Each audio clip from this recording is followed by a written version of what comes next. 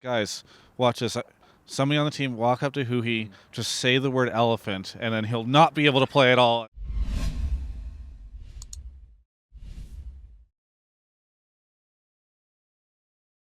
Well, it's a 2-0 weekend for 100 Thieves. I'm here at the NALCS studio for the first weekend of the year with coverage presented by OmniSlash. I'm joined right now by Aphromoo, who had sick revenge against his former teammates. The narrative is just unstoppable. How did it feel to just punish them for every transgression they've ever made against you, Aphromoo? I was a little nervous going into the match. Sucked playing against my old team. Seeing him across on the stage, but Just don't respond. all right, what the hell? I was actually shaking a little bit right before I went into the game, but after playing them, my teammates definitely stepped up a lot, and I felt like they had my back on 100 Thieves Media, Someday, Ryu, Cody, all those guys. And after the game, even though we won, I felt really sad because I know those guys a lot, and I know how we all get when we lose. So we did what we had to do, got business done. But at the end of the day, for me, it's like I want them to do well. So more sad now. I mean, they're headed off of this weekend in a 0-2. What do you think? What do you think their issues are, and can they kind of bounce back from this? I think they got to change their. They have to change their entire style in terms of jungle support synergy. Usually, jungle support determine what your style is going to be in connecting all the lanes on the map, how you're going to approach objectives, vision control, everything like that. So, getting two new players for both of those roles takes a little bit. They'll probably kick up around the middle of the season, most likely. And other than that, they do have really strong laners, Darshan, Huhi, Stixay, really good players. And once they mesh, they should do well. What's life been like for you on 100 Thieves? Because last time I interviewed you was at All Stars. You didn't even have an AD carry at the time. You told me that you selected one that hadn't been announced yet. So now, about a month or so later, how's everything gone? A month or so later, doing really well. Our management and staff are all super awesome, very accommodating, and make sure every player has what he needs. I don't know if you guys seen our house tour, but it's fucking amazing. Rocket Mortgage Team House. 100. Anyway, other than that, we did 2 weeks boot camp, just had our heads down grinding, and our team style definitely came through for our practice, and I really enjoyed playing with all these guys. We're really easily able to confront each other and get through our problems, and probably definitely a big part of that. Yeah. Probably a new coaching style that I'm not used to, where he's been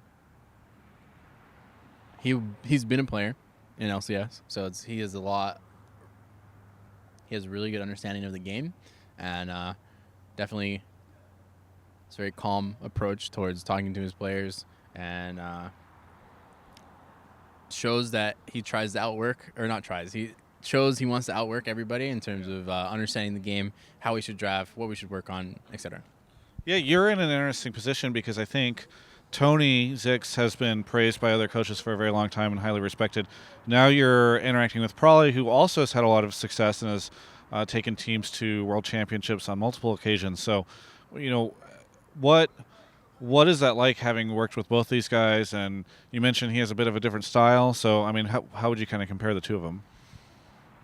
Tony's been with CLG almost as long as I have, so we definitely came from the same background of old CLG. He was on there when Dexter, Link, and Double F was on the team. Yeah. But for Tony's coaching style, he definitely also does a lot of hard work and stays up super late nights preparing draft, preparing what we need to work on.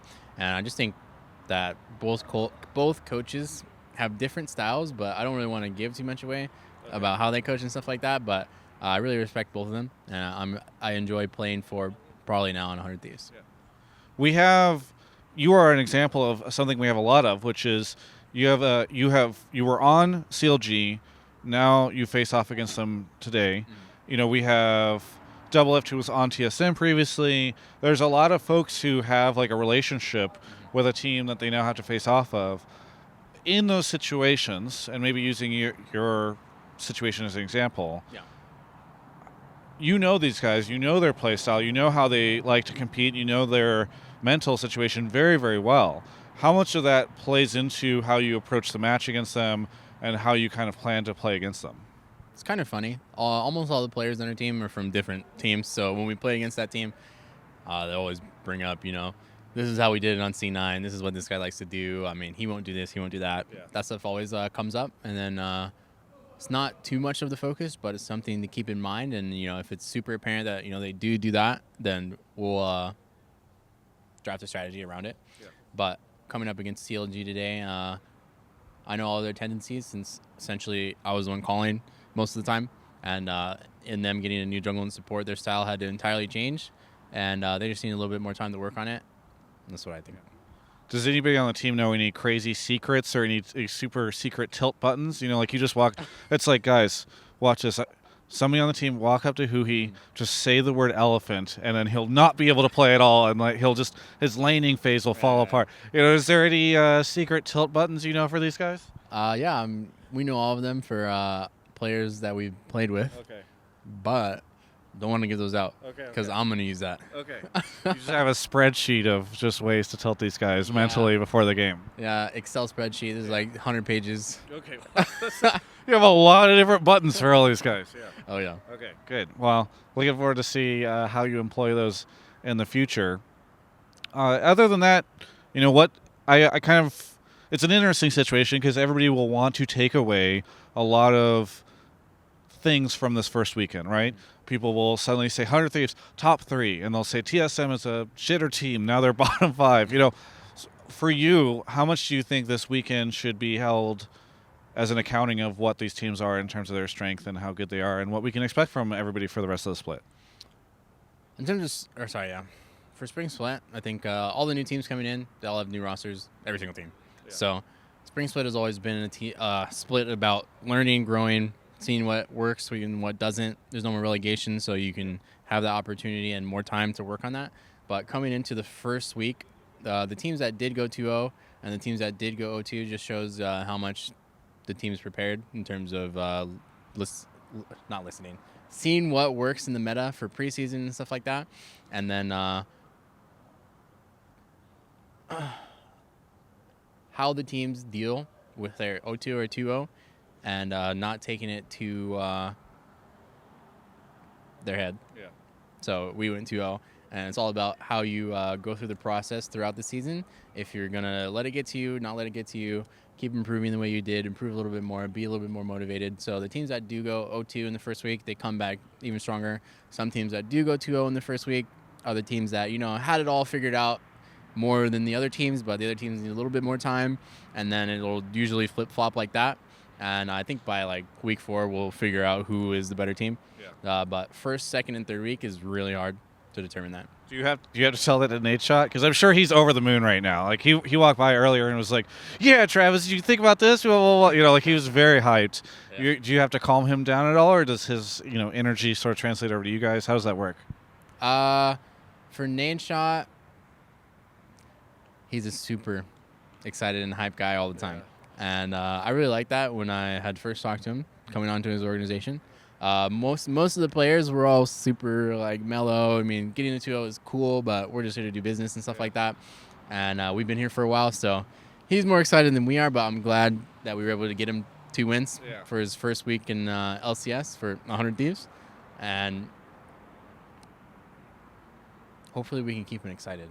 Because after the first match, we get Yeezys. And then the other bet is that if we win Worlds this year, he's buying everybody a Tesla. So we got to make sure to go 18-0, 6-0 playoffs. No offense to Nadeshot, but I feel like if you guys win Worlds, that the Tesla isn't maybe the big hype thing at the end of that. It's not like, and now we get a Tesla because we won Worlds. I've been telling him he doesn't have to buy me a Tesla when we win Worlds, so I was thinking of what else to go for. Maybe a house, something like that. Yeah, I don't know if you've looked at the Southern California market, but I don't know if the Tesla and the house are on the same level. I mean, car's cool, but, a house, you keep them forever. It's like, these cars, they just depreciate. I need a depreciating asset for my World Championship win. Very, very financially minded of you. Is there anything that you would say to any of the Aphromoo or 100 Thieves fans out there? thank you for supporting us. And we're excited to show you guys what we can do. Thank you so much for the interview. For everyone else, you can check out the rest of our coverage of all things esports, LCS, and more right here on my YouTube channel. I want to say thank you so much for the support and watching my content. If you want to, you can subscribe and you'll see more Don't do it because he sucks. Omni/sponsored, brought to you by content right here on my channel.